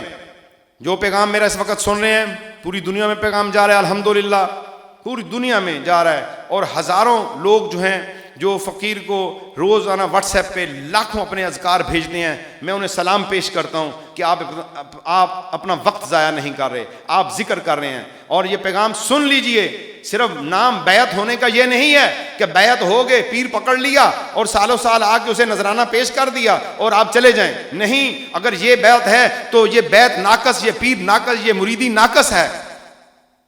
طلب مولا، فکر مولا، ذکر مولا، یہ بات ہونی چاہیے۔ اگر مال کی طلب، اگر کوئی سائل مانگتا ہے کسی سے، ہاتھ پھیلاتا ہے، یہ سب سے بڑا اپنے آپ پہ ظلم کر رہا ہے۔ ہاتھ پھیلانا ہے تو اللہ کے سامنے پھیلاؤ، ہاتھ پھیلانا ہے تو اللہ کے سامنے پھیلاؤ۔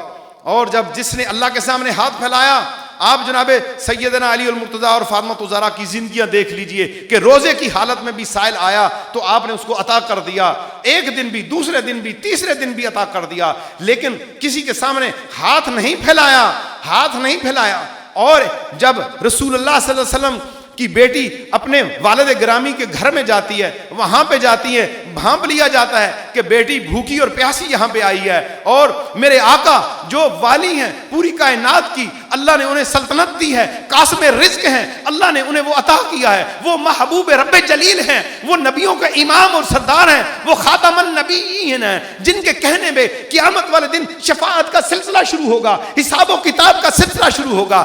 آدم علیہ السلام بھی اپنی قوم کو کہیں گے کہ آگے چلے جاؤ، شیش علیہ السلام بھی کہیں گے آگے چلے جاؤ، نوح علیہ السلام بھی کہیں گے آگے چلے جاؤ، اور حضرت ابراہیم بھی کہیں گے آگے چلے جاؤ۔ سارے مل کے محمد رسول اللہ کے جھنڈے کے نیچے آئیں گے، یا رسول اللہ صلی اللہ علیہ وسلم مدد کیجئے، اس میدان حشر کی گرمی نے ہمیں ہلاک کر دیا ہے، اللہ کی بارگاہ کے اندر جستجو کیجئے کہ حساب و کتاب تو شروع ہو جائے۔ اتنا کڑا وقت ہے حساب و کتاب کا، اللہ تعالیٰ بے پرواہ ہے، اس کی شان ہے، ہزاروں سال میدان حشر میں کھڑا کرے، ہزاروں سال، لاکھوں سال میں ہمارے دیکھیں لوگ جو ہے قبروں میں پڑے ہوئے ہیں، ہم نے بھی قبروں میں جانا ہے۔ آگاہ اپنی موت سے کوئی بشر نہیں، سامان 100 برس کا ہے، پل کی خبر نہیں۔ تنہائیوں میں گناہ کرنا ہے تو پھر دیکھنا، جس دن آپ نے یہ ذکر شروع کر دیا تربیت کے لحاظ سے، آپ دیکھیں گے کہ آپ کے اندر تبدیلی آتی ہے، گناہ نہیں ہوگا۔ یہ خیال پختہ ہو گیا کہ بند کمرے میں بھی میرا رب موجود ہے اور سامنے بھی موجود ہے۔ سنیے، اب کوئی بندہ اپنے مرشد کے سامنے ہاتھ باندھ کے کھڑا والد کے سامنے ہاتھ باندھ کے کھڑا، والد ساتھ ہے، مرشد ساتھ ہے، کوئی بڑا آدمی ساتھ ہے، کوئی محلے کے حاجی صاحب ہیں، مسجد امام ساتھ ہیں، کوئی نعت خوان اس کے ساتھ ہیں، تو وہ بڑا ہی آنکھیں جھکائے ہوئے ہوگا تاکہ یہ دیکھے کہ یہ بندہ بڑا شریف ہے. اور جب ان سے نکلے تو اس کی آنکھیں اس طرح بھٹکیں اور وہ تلاش کریں گناہ کو. تو پھر بتاؤ کہ سب سے زیادہ حق کس کا ہے؟ تمہارے والد کا حق زیادہ ہے یا پوری کائنات کے مالک کا حق زیادہ ہے؟ والد تو بعد میں ہے، پیر تو بعد میں ہے، مرشد تو بعد میں ہے، حاجی تو بعد میں ہے، نیک تو بعد میں ہے. سب سے پہلا حق اللہ کا ہے. اپنے والد سے زیادہ تنہائیوں میں اللہ کا ڈر رکھے، شہروں میں اللہ کا ڈر رکھے، بازاروں میں اللہ کا ڈر رکھے. اپنی نگاہوں کو جھکا دو، اللہ کے مقبول بن جاؤ گے. اپنے والد سے تو شاباش لے لو گے وقتی، تو کبھی میرا بچہ تو نگاہیں نہیں، لیکن باپ سے بڑھ کر رب کا حق ہے. یاد رکھو، اپنے رب کے حق کو پہچانو. ہر جگہ وہ موجود ہے، وہ تہوں کے اندر بھی موجود ہے. لفظ غیوب جو ہے اس کے اوپر میری الگ ایک تفصیلاً گفتگو موجود ہے.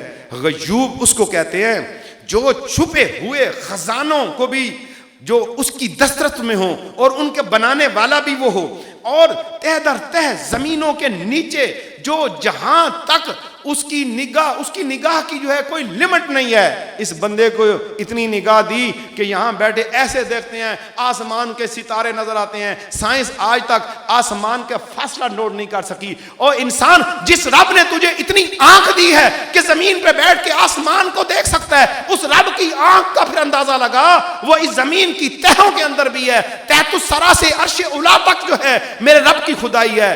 ایک لمحے کے لیے بھی تو اس سے دور نہیں. اس کی دنیا سے، اس کی حکومت سے نکل کے، اس کے ملک کے نکل سے تو گناہ کر لے اور وہ دیکھے نا یہ نہیں ہو سکتا. اور یہ خیال رکھ وہ ہر جگہ موجود ہے اور تجھے دیکھ رہا ہے.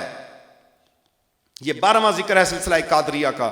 خدا را ان ذکروں کو سیکھیں، اپنے مشائخ سے پوچھا کریں کہ بھئی ہماری آگے کیا تربیت ہے، ہم نے کون سی تسبیح پڑھنی ہے، کیا ذکر کرنا ہے. یہ تو نہیں ہے کہ آپ وہاں پہ جائیں اور وقتی مل کے اور ہاتھ چوم کے آ جائیں اور گھٹنوں کو لگا دیں. یاد رکھیے، اپنے شیخ کو بھی ملنا چاہتے ہو تو مسافر کی حد تک ملو. اتنا نہ جھکو جتنا رکوع میں جھکتے ہیں. اتنا جھک گئے تو پھر یہ آپ نے حرام کام کیا ہے. اپنے مشائخ کا ادب کرو، علماء کا ادب کرو، ان کے ہاتھ چومو، ان کی قدر کرو. لیکن عموماً میں پنجاب میں یا دیہاتوں میں جاتا ہوں تو لوگ اتنے جھک جاتے ہیں، مجھے شرم آ جاتی ہے. یا اللہ مجھے معاف کر دینا، کیا کروں؟ وہ وہاں پہ ماحول ہی ایسا بنا ہوا ہے. عورتیں آ کے پیروں کے ہاتھ پکڑ کے چومتی ہیں. یہ تباہی اور بربادی کی طرف ہم جا رہے ہیں. بتا رہے ہیں علماء حق آج بھی موجود ہیں. حق اس زمین کے اوپر آج بھی موجود ہے. آج بھی جو ہے محبوب صلی اللہ علیہ وسلم کے علماء یہ حق بتا رہے ہیں. اس بات کو سنیے اور ہر وقت یہ خیال کیجئے کہ میرے ساتھ میرا رب موجود ہے. جب آپ نے یہ خیال پیدا کر لیا تو پھر جو ہے گناہ نہیں ہوگا، ظلم نہیں کر سکیں گے. اور کبھی کبھی نا تنہائیوں میں بیٹھ کے دل پہ تصور دے کے یہ 12واں ذکر جو ہے، یہ ابھی میں آپ کو اس لیے دے رہا ہوں ورنہ میں ترتیب سے ہی دیتا ہوں. آپ کیجئے، کیونکہ کئیوں کو ابھی اس کی ضرورت ہوگی جو میرا لائیو میں پروگرام دیکھتے ہیں. یہ ان کو پتہ ہوگا کہ 12واں ذکر کیا ہے. کیونکہ 12ویں ذکر پہ آ کے نا پھر جب انسان آتا ہے توحید کی ایک اپنی چاشنی ملتی ہے. توحید کی مٹھاس جو ہے نا ایک ایسی چیز ہے کہ جب یہ کل آپ نے سنا نا بسم اللہ الرحمن الرحیم، اس نے لکھ کے زبان پہ رکھا نا تو اس نے کہا حضرت یہ تو ابھی یہ میں غیر مسلم تھی تو بسم اللہ آپ نے یہاں پہ رکھی ہے، میرے سر سے پاؤں تک میری حالت ہی بدل گئی ہے. تو ہماری حالتیں بدل نہیں رہی اس لیے کہ ظلم ہو رہا ہے معاشرے میں. ہم اس ظلم کا ساتھ دیتے ہیں کسی نہ کسی طرح. بھائی کا ساتھ دے دیا، بہن کا ساتھ دے دیا، اپنے مفادات میں اپنے رشتہ دار کا ساتھ دے دیا، اپنے چچا کا ساتھ دے دیا، اپنے کسی اور کا ساتھ دے دیا، غریب کو یا کسی اور کو جو ہے نیچا دکھانے کے لیے ہم ساتھ دیتے ہیں. نہیں، حق پر قائم رہنا ہے، حق پر قائم رہنا ہے اور حق پہ اس طرح قائم رہنا ہے جس طرح کربلا کے اندر امام علی مقام قائم رہے ہیں. اگر حسینی بننا ہے تو پھر اس طرح حق کا ساتھ دینا ہے، حق کے اوپر قائم رہنا ہے.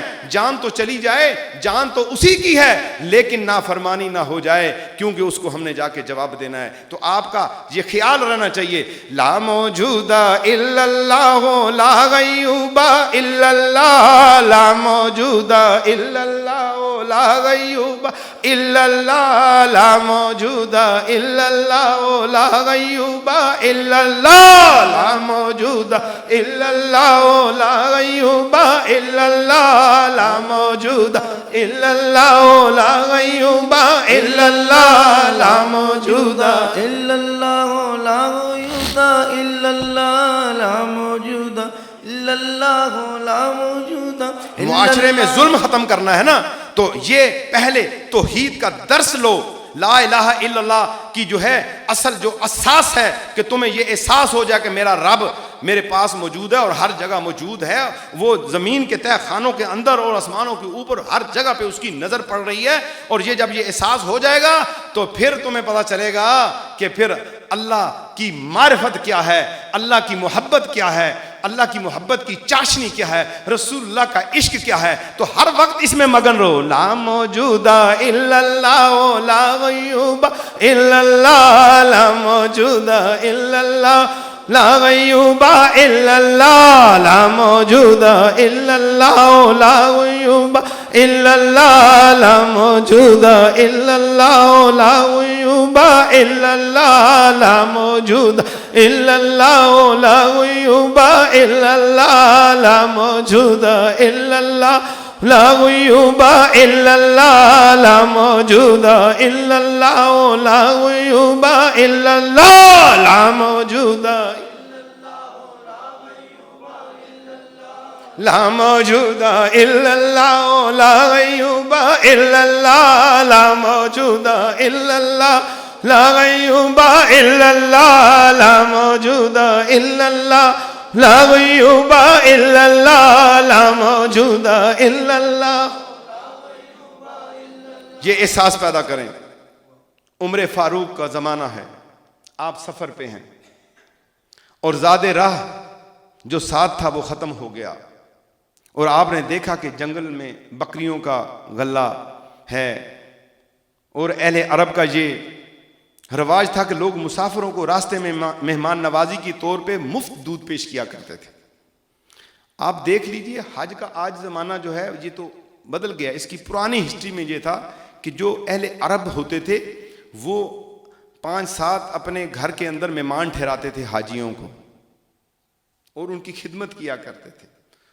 اور جو دور دراز سے جاتے تھے وہ اپنے علاقے کی چیزیں اس عرب کے لوگوں کے لیے تحائف میں لے کے جایا کرتے تھے. اس طرح حج ہوتا تھا. اور راستے میں جب کہیں بھی پڑاؤ ہوتا تو وہ دودھ جو ہے ان کو پیش کیا کرتے. تو جناب عمر فاروق رضی اللہ تعالیٰ عنہ اس جنگل میں اس چرواہے کے پاس گئے اور اسے جا کر فرمایا میں مسافر ہوں, کھانے پینے کی چیزیں جو ہیں وہ میرے پاس ختم ہو گئی ہیں, تو اگر آپ ہمیں ایک بکری کا دودھ نکال کر دے دیں تو ہم پی لیں گے اور ہمارا گزارا ہو جائے گا. چرواہے نے کہا آپ مسافر ہیں, میں آپ کو دودھ ضرور دے دیتا, لیکن میں ان بکریوں کا مالک نہیں ہوں. یہ بکریاں میری نہیں ہیں, ان کا مالک دوسرا شخص ہے, میں اس کا ملازم ہوں اور ان کے چرانے کی خدمت میرے سپرد ہے اور میں اس کا معاوضہ لیتا ہوں, اس لیے یہ بکریاں میرے پاس امانت ہیں, میں اس کا دودھ آپ کو نہیں دے سکتا. لہذا شرعی اعتبار سے میرے لیے ان کا دودھ آپ کو دینا جو ہے جائز نہیں ہے. اس کے بعد حضرت فاروق اعظم رضی اللہ تعالیٰ عنہ نے اس کا امتحان لینا چاہا. تو آپ نے فرمایا دیکھو بھائی, میں تمہارے ایک فائدے کی بات کرتا ہوں جس میں تمہارا بھی فائدہ ہے اور میرا بھی فائدہ ہے.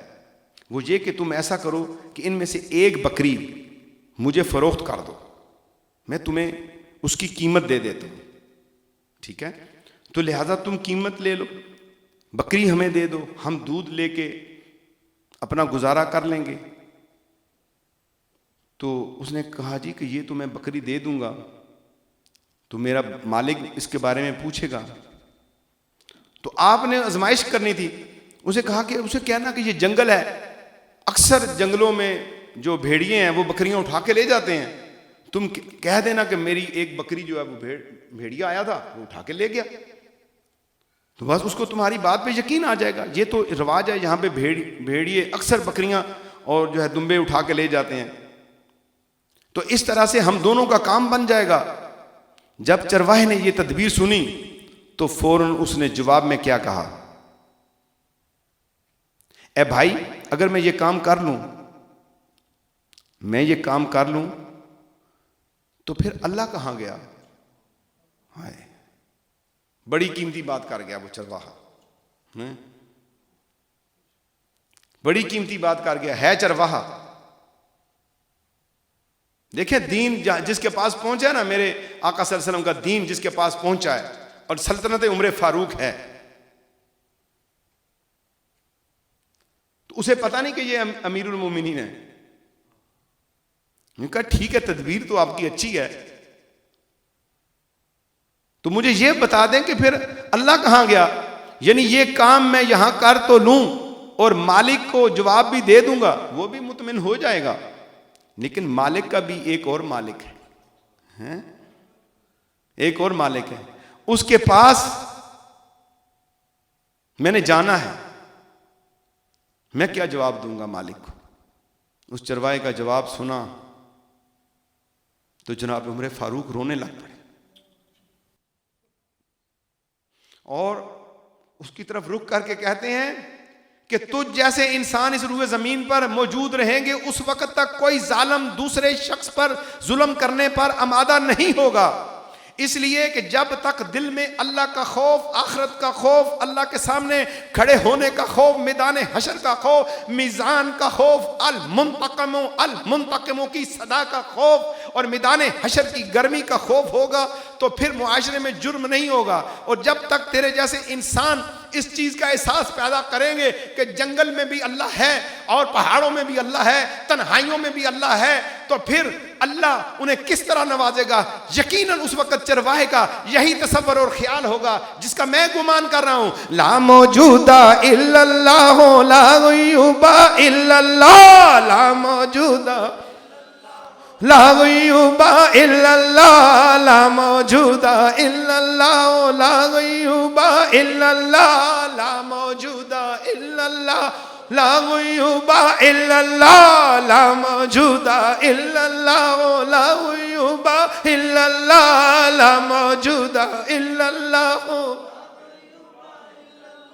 لا موجود الا اللہ، لا غیوب الا اللہ، لا موجود الا اللہ، لا غیوب الا اللہ، لا موجود الا اللہ، لا غیوب الا اللہ، لا موجود الا اللہ، لا غیوب الا اللہ، لا موجود الا اللہ، لا غیوب الا اللہ، لا موجود الا اللہ، لا غیوب الا اللہ، لا موجود الا اللہ، لا غیوب الا اللہ، لا موجود الا اللہ، لا غیوب الا اللہ، لا موجود الا اللہ، لا غیوب الا اللہ۔ بات ادھر نہیں ختم ہوئی، ایک ضرورت مند عورت ایک امیر کے پاس گئی، غریبوں کا خیال رکھنا، خاص کر اس مصیبت میں جو عورتیں بیچاری گھروں سے نکلتی ہیں راشن لینے کے لیے، اگر راشن کا تھیلا دینا ہے تو نگاہوں کو جھکا لینا، اگر ہو سکے تو اس تک پہنچا دو، مظلوم اور بے بس سے ناجائز فائدہ حاصل نہیں کرنا۔ تو وہ اس کے پاس پہنچتی ہے مدد کے لیے کہ میرے بچے ہیں، تو اس نے خواہش ظاہر کی کہ مجھے گناہ کرنے دو، تو عورت کیا کہتی ہے؟ تو اللہ کو مانتا ہے؟ میں کہا ہاں مانتا ہوں۔ تو پھر اللہ کا ڈر تیرے پاس نہیں؟ واپس چلی گئی، پھر بھوک نے تڑپایا، بندوبست نہیں، پھر آتی ہے اگر کوئی میری مدد کر دو، تو اس نے پھر تقاضا کیا، تو پھر اس نے کہا تیرے اور میرے درمیان میرا اللہ ہے، میں اپنے بچوں کی بھوک دیکھ سکتی ہوں، اپنے بچوں کو مرتا ہوا دیکھ سکتی ہوں، لیکن میں اپنی جان پہ ظلم نہیں کر سکتی۔ میری بیٹیوں، اس طرح کا توکل عورتوں میں تھا، یقیناً اس کا اتنا توکل تھا اس نے گناہ اور پیسے کی خاطر اس امیر کے منہ پہ تماچا مارا، اور یقیناً اس کا یہ تصور ہوگا، میرا یہ گمان ہے، لا موجودہ الا اللہ لا غیوب الا اللہ، لا موجودہ الا اللہ لا غیوب الا اللہ، لا موجودہ الا اللہ لا غیوب الا اللہ، لا موجودہ الا اللہ لا غیوب الا اللہ، لا موجودہ الا اللہ لا غیوب الا اللہ، لا موجودہ الا اللہ لا غیوب الا اللہ، لا موجودہ الا اللہ لا غیوب الا اللہ، لا موجودہ الا اللہ لا غیوب الا اللہ، لا موجودہ الا اللہ لا غیوب الا اللہ، لا موجودہ الا اللہ لا غیوب الا میرے آقا اللہ۔ فرماتے ہیں اللہ کا ذکر کرو تو دیوانے بن جو، لوگ تجھے مجنون کہیں، لا موجودہ موجودہ الا اللہ لا غیوب الا اللہ، لا موجودہ الا اللہ لا غیوب الا اللہ، لا موجودہ الا اللہ لا غیوب الا اللہ، لا موجودہ الا اللہ لا غیوب الا اللہ، لا موجودہ الا اللہ لا غیوب الا اللہ، لا موجودہ الا اللہ لا غیوب الا اللہ۔ الحمدللہ رب العالمین والصلاة والسلام علی سید الانبیاء والمرسلین، اللہم صلی علی محمد وعلی آل محمد وبارک وسلم۔ اے پاک پروردگار ہمارے گناہ معاف کر، ہماری خطائیں معاف کر دے، ہمارے ماں باپ کے گناہ معاف فرما، پوری امت مسلمہ کے گناہ معاف فرما، مولا اپنی محبت عطا فرما، اپنی معرفت و پہچان عطا فرما، اپنے ذکر کی لذت عطا فرما، ہمارے ایمان کی حلاوت کو بڑھا، اے اللہ شیریں ایمان عطا فرما، اے اللہ ہمارے ایمان کو زینت عطا فرما، ہماری آنکھوں کو حیا عطا فرما، اے اللہ ہمارے دل کو ذاکر بنا، اے اللہ زبانوں کو شاکر بنا، جسموں کو اطاعت گزار بنا، مولا ہمیں ہر گناہ سے روک لے، مولا ہمیں نافرمانی والے کاموں سے روک لے، اے پاک پروردگار یہ عارضی زندگی مختصر زندگی ہے، تیری بارگاہ کے اندر آنا ہے، مولا ہمارے حال پہ رحم فرما، اے اللہ ہمیں ظالموں میں نہ رکھنا، اے اللہ ہم سے کوئی ایسی غلطی ہو گئی ہے اپنی جان کے حوالے سے، دوسروں کی جان کے حوالے سے ایسی کوئی خطا ہو گئی ہے تو مولا جی معاف کر دیجئے، رحمتوں والے دن ہیں، رحمتوں والی راتیں ہیں، اے اللہ آج یہ رات اتنی قیمتی رات ہے، یہ مہینہ بڑا قیمتی ہے، لاکھوں کروڑوں جہنمیوں کو نکال رہے ہیں، مولا اگر ہمارا نام بھی جہنمیوں میں ہے تو اپنے فضل و کرم کے ساتھ نکال دے، اپنے محبوب کے وسیلہ سے نکال دے، اپنے محبوب کے وسیلہ سے معاف کر دے، اے اللہ ہمیں سچی توبہ نصیب فرما، اے اللہ ہمیں سچی توبہ نصیب فرما، اے اللہ ظاہر اور باطن میں اے اللہ ہماری توحید آ جائے، اے اللہ اپنے محبوب کے جمال کے صدقہ میں مولا ہماری آنکھوں کو گناہ کرنے سے محفوظ کر لے، نوجوانوں کو ہدایت عطا فرما، برائیوں سے محفوظ فرما، بیٹیوں کو پردہ عطا فرما، اے اللہ تیری بارگاہ میں رسول اللہ صلی اللہ علیہ وسلم کی پاک بیٹی کی پاک چادر کا واسطہ پیش کرتے ہیں، اے اللہ ثانی زہرا کی کربلا میں چادر کا واسطہ پیش کرتے ہیں،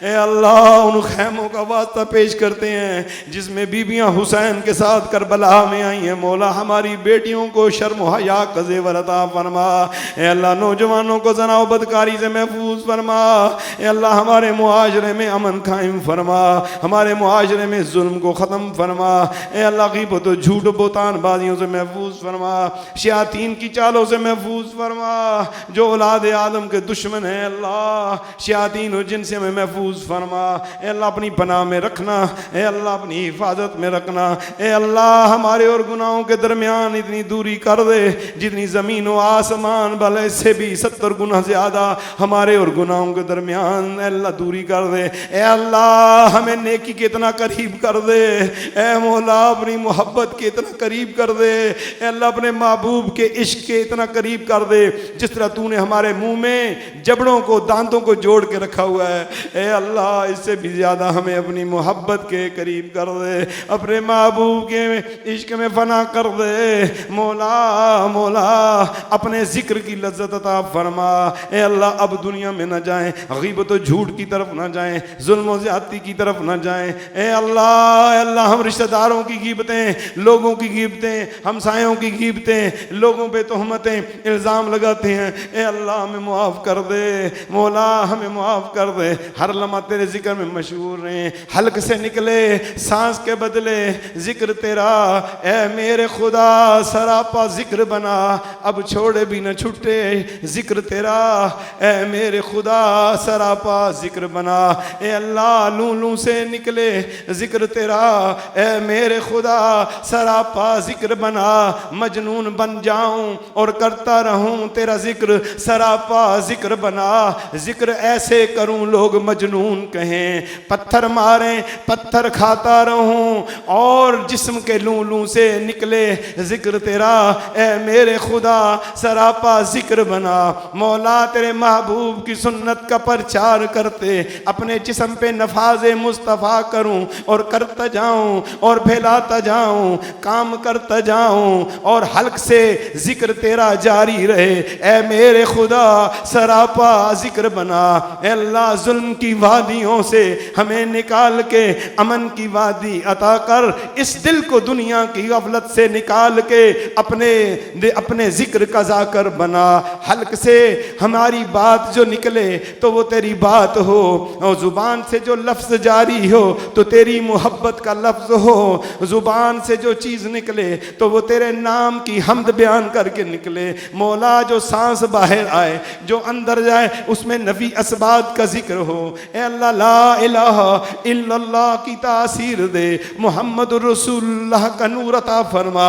اے اللہ ہمارے ظاہر و باطن کو درست فرما، اے اللہ پوری امت مسلمہ پر رحم فرما، اے اللہ پوری امت مسلمہ کو اس وبائی مرض سے محفوظ فرما، سب حاضرین و سامعین کی حاجتوں کو پورا فرما، اللہم یا قاضی الحاجات، اللہم یا شافی الامراض، اللہم یا حل المشکلات، اللہ نوجوانوں کو ہدایت دے دے، اے اللہ ہر ایک کو ہدایت دے، سرمایہ دار ہیں، ملک کے چلانے والے ہیں، حاکم ہیں، محکوم ہیں، امیر ہیں، غریب ہیں، اے اللہ سب کو قرآن و سنت کے مطابق اور اس بندہ عاجز کو بھی اپنے نیکوں کے صدقے معاف کر دے، اے اللہ بخشش فرما دے، جتنی زندگی بھی ہے مولا تیری اطاعت و تیرے محبوب کی اطاعت تیری بندگی میں گزر جائے، لمحہ بھر بھی نفس و شیطان کے حوالے نہ ہو، اے اللہ اپنی رحمتوں میں رکھنا، اپنے فضل و کرم میں رکھنا، اپنی مدد شامل حال کر دے، اے اللہ ہمارے حال پہ رحم کر دے، اے اللہ کشمیر کے مسلمانوں کی مدد فرما،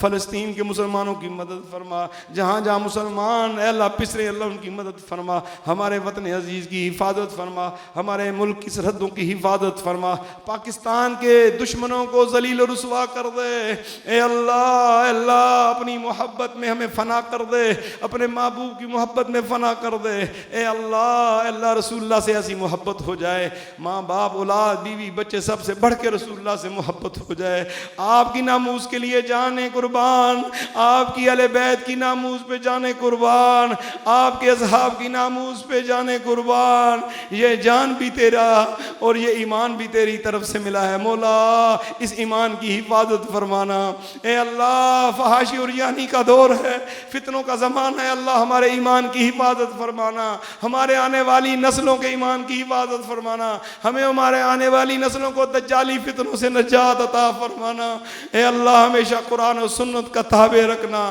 دنیا سے جب جائیں قبروں سے اٹھے اپنے امام کے ساتھ اپنے ہادی کے ساتھ، اے اللہ تیرے محبوب کے جھنڈے کے نیچے پہنچیں، لواء الحمد کے نیچے پہنچیں، اے اللہ تیرے محبوب کے پیارے ہاتھوں سے مقدس ہاتھوں سے جامع کوثر نصیب ہو، نامہ اعمال دائیں ہاتھ میں دینا، پل صراط سے اللہ آسانیاں پیدا کرنا، اے اللہ اللہ میدان حشر میں مولا ہمارا نام اعمال نہ کھولنا، اے اللہ بغیر حساب و کتاب، اے اللہ اپنے فضل و کرم کے ساتھ اپنے محبوب اور ان کی آل کی شفاعت سے مولا بیڑا پار کرنا اور اپنا دیدار عطا فرمانا۔ سبحانک اللہم و بحمدک، اشہد ان لا الہ الا انت، استغفرک و اتوب الیک، وصلی اللہ تعالی علی خیر خلقہ محمد و آلہ و اصحابہ و اولیاء امت اجمعین برحمتک یا ارحم الراحمین۔ لا الہ الا اللہ محمد رسول اللہ۔